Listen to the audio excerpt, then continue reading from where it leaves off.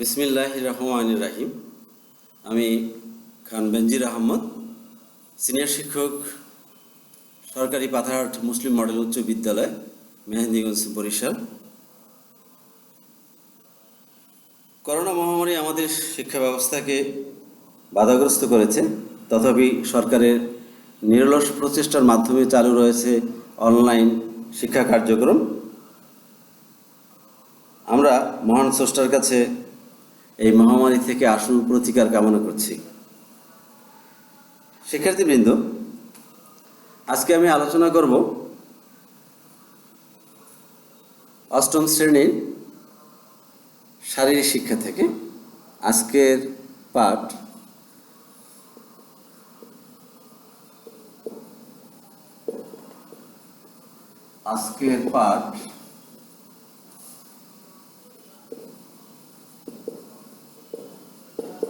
শারীরিক শিক্ষা ও স্বাস্থ্য শ্রেণী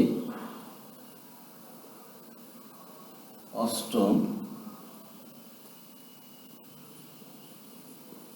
অধ্যায় দ্বিতীয় স্কাউটিং ও গার্ডিং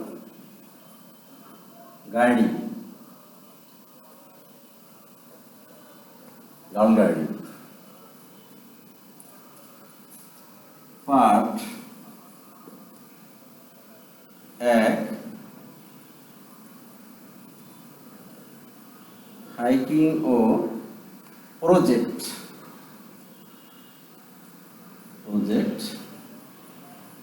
পাঠ 2, কম্পাস। পাঠ 3, হাইকিং কর্মসূচি প্রণয়ন। হাইকিং কর্মসূচি প্রণয়ন।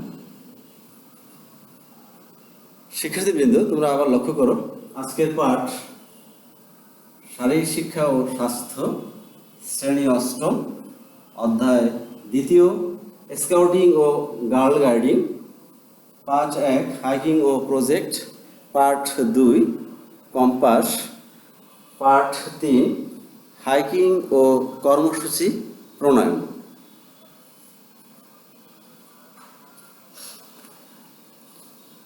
আজকের পাঠ থেকে তোমরা যা শিখতে পারবে তা হলো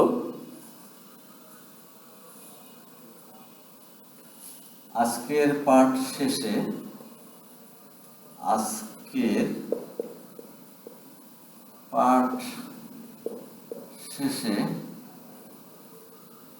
ক, স্কাউটিং ও গার্ল গাইডিং সম্পর্কে জানবে।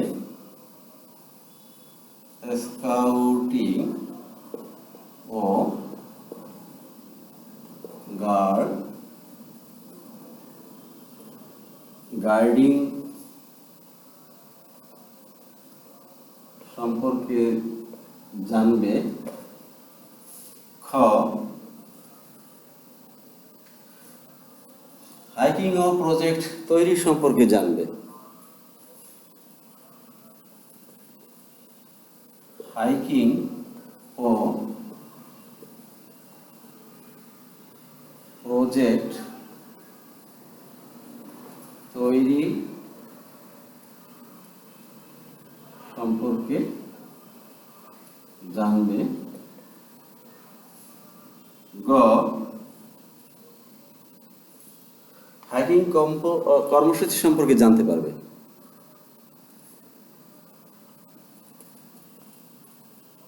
হাইকিং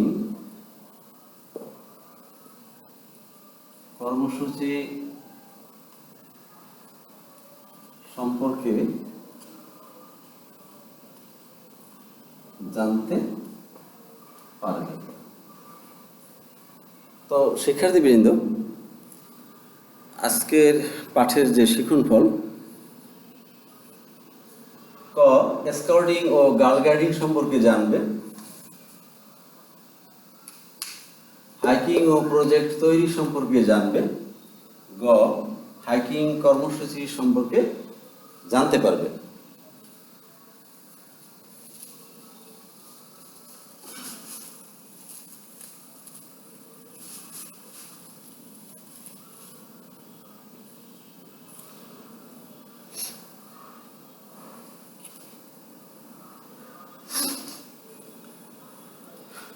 স্কাউটিং ও গার্ল গাইডিং একটি অরাজনৈতিক প্রতিষ্ঠান বা সমাজসেবামূলক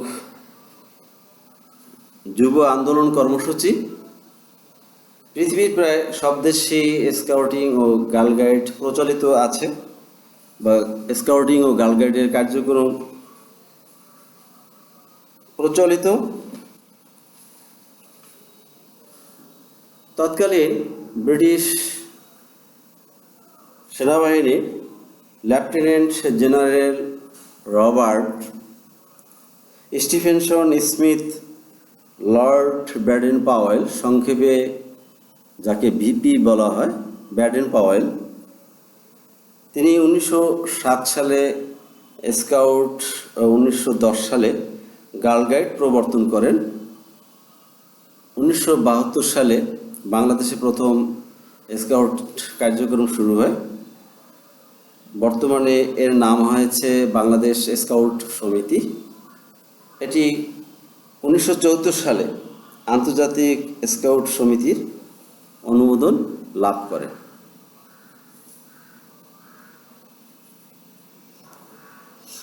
তো শিক্ষার্থীবৃন্দ, আমরা জানতে পারলাম যে স্কাউট প্রণেতা ছিলেন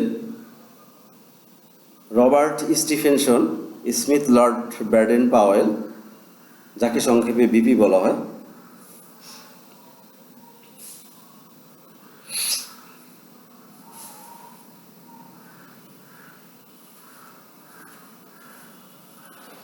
আজকের আলোচনায় আমরা প্রথমেই আলোচনা করব হাইকিং ও প্রজেক্ট তৈরি।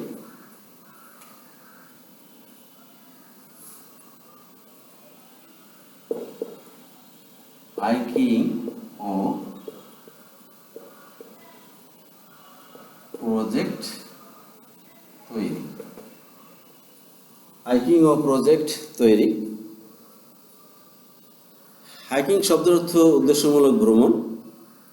যে কোনো পথ নির্দেশিকা অনুসরণ করে নির্দিষ্ট গন্তব্যের উদ্দেশ্যে স্কাউট বৃন্দ রওনা করেন। সেটা পায়ে হেঁটে হতে পারে। ভ্রমণকালে আশেপাশের পরিবেশ প্রকৃতি সম্পর্কে তারা পর্যবেক্ষণ করবে। সাধারণত একটি দল বা একটি উপদল নিয়ে হাইকিং শুরু হয়। হাইকিং মাঝে মাঝে প্রতিবন্ধকতা বা সৃষ্টি হতে পারে, সেখানে স্কাউটিং ও গার্ল গাইড প্রশিক্ষণ অনুশীলন করা যায়। হাইকিংয়ের মাধ্যমে বিশেষ করে প্রকৃতি পর্যবেক্ষণ, মানচিত্র অঙ্কন, অনুসরণ চিহ্ন, কম্পাস স্থাপন, ফিল্ড বুক তৈরি, কোড সাইফার, সামাজিক জরিপ, রান্না ও অন্যান্য বিষয়সমূহ শেখানো বা অনুশীলন করা সম্ভব হয়।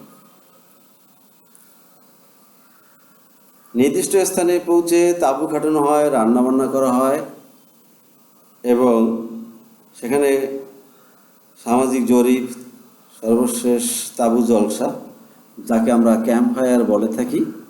এটি একটি সাংস্কৃতিক কর্মকাণ্ড বলা যেতে পারে এবং তাঁবু জলসা শেষে নিদ্রা যাওয়া, শেষ করে আসার সময় জমির মালিক বা প্রতিষ্ঠান প্রধানের নিকট বিদায় নিয়ে ক্যাম্পে পৌঁছে রিপোর্ট করতে হয়। এটাই হলো হাইকিং এবং হাইকিংয়ের প্রজেক্ট বা পরিকল্পনা। Number 2, compass.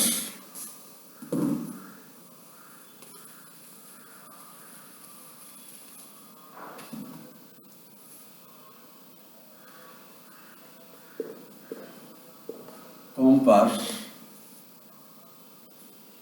কম্পাস হাইকিং উদ্দেশ্য সফল করার একটি গুরুত্বপূর্ণ মাধ্যম বা গুরুত্বপূর্ণ উপাদান বলতে পারি। কম্পাস একটি দিক নির্ণয়কারী যন্ত্র। কম্পাসের মাঝে একটি কাঁটা থাকে। যন্ত্রটি যেদিকে ঘোরানো হোক না কেন, এই কাঁটা উত্তর দিকে চলে আসবে। কোনো অচেনা জায়গায় গেলে বা রাতের অন্ধকারে দিক হারিয়ে ফেললে আমরা সাধারণত কম্পাস ব্যবহার করে থাকি। দিক নির্ণয়ের জন্য এটি একটি গুরুত্বপূর্ণ মাধ্যম বলা যেতে পারে। তাহলে হাইকিং প্রজেক্ট জন্য আমাদের যে মূল্যবান দুটি উপাদান প্রয়োজন, তার ভিতর কম্পাস, মানচিত্র, ফিল্ড বুক এবং অন্যান্য সরঞ্জামাদি প্রয়োজন হয়। এরপরে আসবো আমরা হাইকিং সফল করার জন্য কিভাবে হাইকিং কর্মসূচি গ্রহণ করতে হয় এ সম্পর্কে আমরা আলোচনা করব।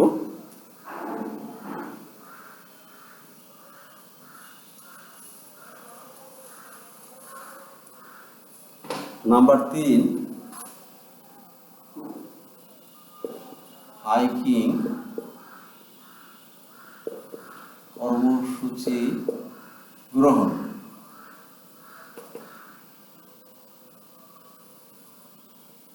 তাহলে আমরা প্রথমে জানতে পারলাম স্কাউটের কিছু তথ্য, ভূমিকা।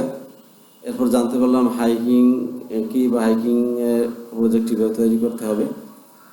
আমরা এখন যে আলোচনা করব সেটি হলো হাইকিংকে সফল করার জন্য কি কি কর্মসূচি বা পরিকল্পনা গ্রহণ করা যায় তা নিয়ে আমরা আলোচনা করব। হাইকিং কর্মসূচি গ্রহণ। হাইকিংয়ের মান সম্পূর্ণভাবে পরিকল্পনার উপর নির্ভর করে। একটি উপদল মিটিংয়ের সিদ্ধান্ত অনুসারে হাইকিংয়ে আগের অভিজ্ঞতা কাজে লাগিয়ে কর্মসূচি প্রণয়ন করে থাকেন। হাইকিং কর্মসূচিগুলো আমি এক এক করে আলোচনা করে শোনাচ্ছি তোমাদের।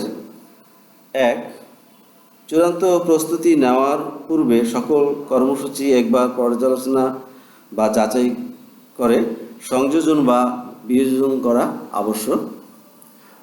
নাম্বার 2, স্থান নির্বাচনের ক্ষেত্রে ইউনিট লিডারকে দূরত্ব, সুগম পথ, গোসল, খাওয়া পানির সুব্যবস্থা, জায়গার অবস্থা, বাজেটের নৈকট্য, ডাক্তারখানা, কর্মসূচি বাস্তবায়নের উপযোগী প্রাকৃতিক পরিবেশ ইত্যাদি বিভিন্ন দিক চিন্তা করে সতর্কতার সঙ্গে বিবেচনা করতে হবে। নাম্বার 3, ইউনিট লিডারকে ট্রেনিং শিডিউল তৈরি করে প্রশিক্ষণের সরঞ্জাম জোগাড় করতে হবে। ইউনিট লিডারকে শিডিউল তৈরি করে প্রশিক্ষণের সরঞ্জাম জোগাড় করতে হবে। নাম্বার 4, নির্বাচিত স্থানের মালিকের বা প্রতিষ্ঠান প্রধানের অনুমতি নিতে হবে এবং স্কাউট বা গাইডদের অভিভাবকদের সম্মতি নিতে হবে। নাম্বার 5, স্বাস্থ্য পরীক্ষা করে দুর্বলদের বাদ দিতে হবে।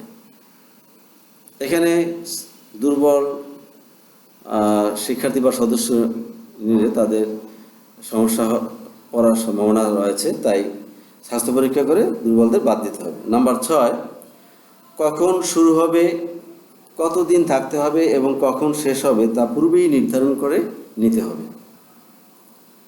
নাম্বার 7, কর্মসূচি বাস্তবায়নের জন্য একটি বাজেট তৈরি করতে হবে। বাজেট তৈরিতে অবশ্যই মিতব্যয়িতার নীতি অবলম্বন করতে হবে। হাইকিংকে সফল করার জন্য একটি সুষম বাজেট তৈরি করতে হবে এবং সেটি অবশ্যই মিতব্যয়িতার নীতি অবলম্বন করে নিতে হবে। নাম্বার 8, প্রয়োজনীয় সংখ্যক প্রশিক্ষক, কোয়ার্টার মাস্টার, প্রাথমিক প্রতিবিধানকারী, স্যানিটারি পর্যবেক্ষণকারী নিয়োগ করতে হবে। এ সমস্ত জনবলগুলো অবশ্যই প্রয়োজন হবে। বিশেষ করে প্রাথমিক প্রতিবিধানকারীর জন্য এইড বক্স সাথে নিতে হবে, যে কোনো সময় দুর্ঘটনার শিকার হওয়ার সম্ভাবনা রয়েছে। নাম্বার 9, শুকনো জ্বালানি কাঠ ও সুষম খাদ্য বাজেটে অনুপাতে কিনতে হবে। শুকনো জ্বালানি কাঠ ও সুষম খাদ্য বাজেট অনুপাতে কিনতে হবে। নাম্বার 10, পূর্বেই স্যানিটেশন ব্যবস্থা করে রাখতে হবে। নাম্বার 11, পথ সংকেত, কম্পাস রিডিং, মানচিত্র অঙ্কন ও পঠন, তাঁবু খাটানোর কৌশল, রান্না করা, সাঁতার, পায়োনিয়ারিং, প্রাথমিক প্রতিবিধান, উদ্ধার কাজ, রাস্তায় চলার সময় নিয়ম ইত্যাদি স্বাস্থ্য সম্পর্কে ধারণা দিতে হবে। নাম্বার 12, সোজা হয়ে স্কাউট কদমে 20 কদম হাঁটা বা 20 কদম দৌড়ানো হাঁটতে হবে। প্রতি 2 মাইল অন্তর অন্তর 5 মিনিট বিশ্রাম করতে হবে।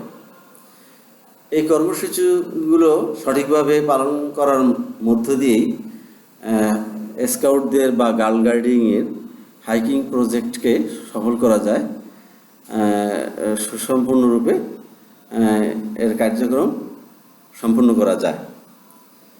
তো শিক্ষার্থীবৃন্দ, আজকে আমরা আলোচনা করলাম 8ম শ্রেণীর 2য় অধ্যায়ের পার্ট 1, 2 এবং পার্ট 3, স্কাউটের ধারণা, হাইকিং ও হাইকিং প্রজেক্ট, কম্পাস এবং কর্মসূচি প্রণয়ন। তোমাদের জন্য এবারে রয়েছে কিছু বাড়ির কাজ।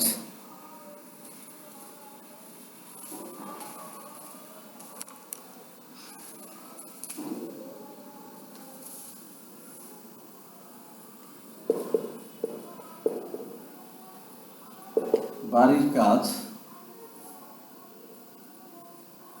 1, হাইকিং ও প্রজেক্ট তৈরি কর্মসূচি লেখো। হাইকিং ও প্রজেক্ট তৈরির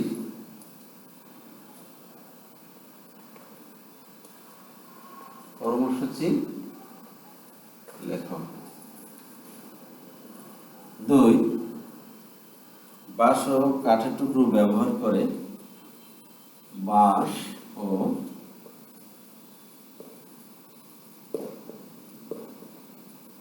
কাঠের টুকরো ব্যবহার করে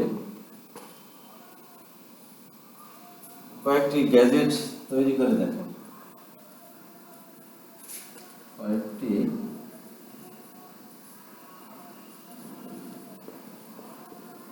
গ্যাজেট তৈরি করে দেখো। নাম্বার 3, বাংলাদেশ স্কাউটের গুরুত্ব সংক্ষেপে লেখো।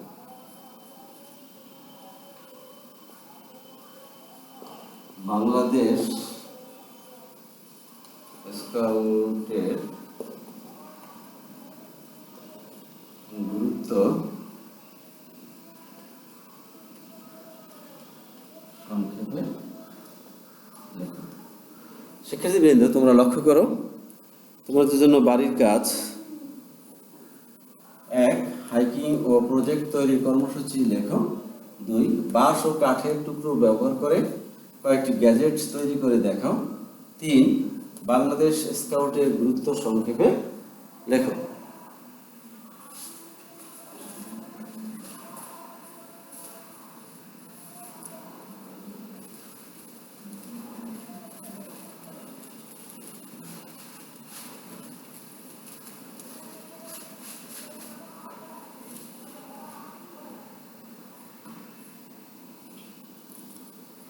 তো শিক্ষার্থীবৃন্দ, আজকের মতো পাঠদান এখানেই শেষ করছি। তোমাদের প্রচেষ্টা ও ইচ্ছাশক্তি আমাদের সাফল্য। ঘর থেকে বের হলেই মাস্ক ব্যবহার করবে। তোমাদের মঙ্গল কামনা করে, তোমাদের সুস্বাস্থ্য কামনা করে বিদায় নিচ্ছি। আল্লাহ হাফেজ।